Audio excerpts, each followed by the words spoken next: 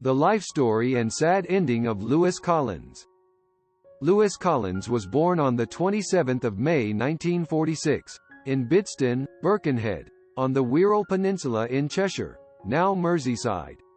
At the age of 2 he won the Most Beautiful Baby in Liverpool contest. He was educated at Goutby Road Primary School and Grange School in Birkenhead, and the Birkenhead Institute School. When he was 13 years of age, his father Bill, a jazz dance band leader, bought him a drum kit. His first gig was playing with his father's band, and he also joined a group of older school pupils to form a band called the Renegades at the start of the Merseybeat music scene in Liverpool in the late 1950s. His passion for firearms started in his youth from a membership of the Liverpool Central Rifle Club.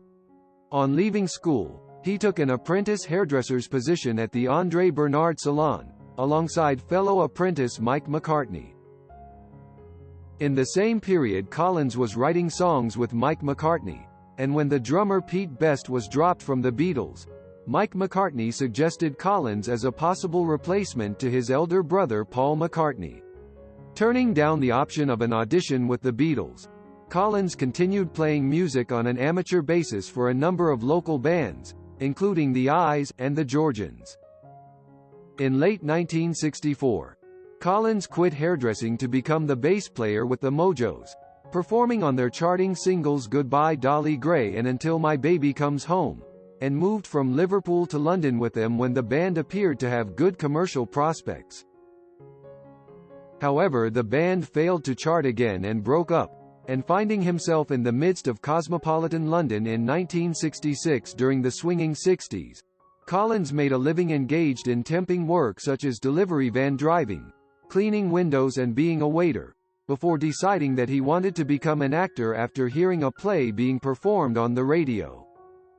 Later, having been accepted for training in acting by the London Academy of Music and Dramatic Art, which he attended between 1968 and 1971, he drew the notice of his fellow students for an electrifying performance in the lead role of Shakespeare's Romeo and Juliet. On graduation from the London Academy of Music and Dramatic Art he joined the Chesterfield Civic Theatre's repertory company in 1971, moving to the company of the Citizen S Theatre, in Glasgow in 1972 under the director Giles Havergal. While in Glasgow he also taught deaf and mute children mobility skills, learning British Sign Language so he could communicate with them, later saying that this was the most satisfying work that he had done in his life.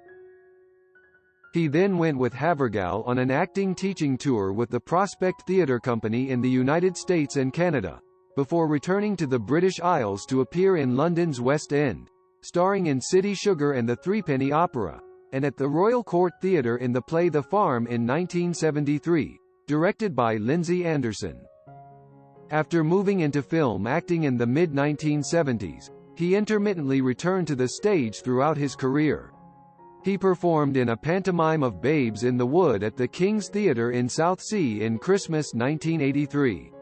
His last performance in theatre was a 1999-2000 provincial tour in the English Midlands of J.B. Priestley's Dangerous Corner. While appearing in The Farm at the Royal Court in 1973, Collins received an offer for his first television role in the British Broadcasting Corporation's police drama Z Cars. His first major television role was in Granada Television's comedy series The Cuckoo Waltz from 1975 to 1977. In 1976, the dramatist and television producer Brian Clemens wrote a new British television crime action drama series entitled The Professionals, modeled on the success of the hit American television series Starsky and Hutch. It was also intended to be a more realistic follow-up to a prior successful television series that he had just produced about government agents entitled The New Avengers. As with the previous series, Clemens planned to have a split leads casting arrangement for the new show. Having cast the actor Martin Shaw, Clemens found in the first week of filming that the initial partnership he had arranged for the recording of the pilot episode with the actor Anthony Andrews lacked personal on-screen chemistry due to the similarity of the acting styles of Andrews and Shaw.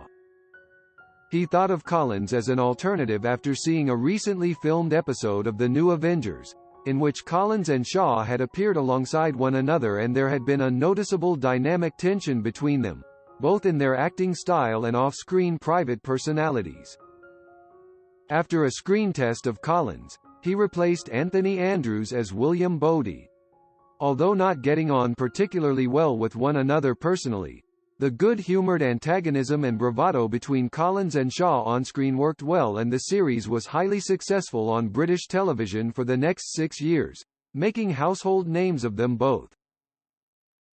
In 1982, he auditioned for the role of 007 with Eon Productions, the producers of the James Bond cinema franchise, to succeed Roger Moore, but the audition with its producer Cubby Broccoli did not go well and he was rejected as being too aggressive. Collins regarded this failure in retrospect as the key missed opportunity of his acting career. In the early 1990s, seeking to extend his career options in drama to work beyond acting, he attended courses in screenwriting and direction at the UCLA School of Theater, Film and Television in Los Angeles, California, U.S., but this led to no subsequent professional employment. In the mid-1990s he moved his family to Los Angeles, where he was residing part-time, while he returned to England intermittently for the occasional provincial theatre tour and minor acting roles in television productions. Collins' final acting performance was in an episode of the British television police drama series The Bill, entitled 034 in 2002. He married Michelle Larratt, a schoolteacher, in 1992. The couple had 3 sons, Oliver, Elliot and Cameron. Sadly, after being first diagnosed in 2008, Collins died at the age of 67 from cancer in Los Angeles on the 27th of November 2013. Goodbye, Lewis Collins.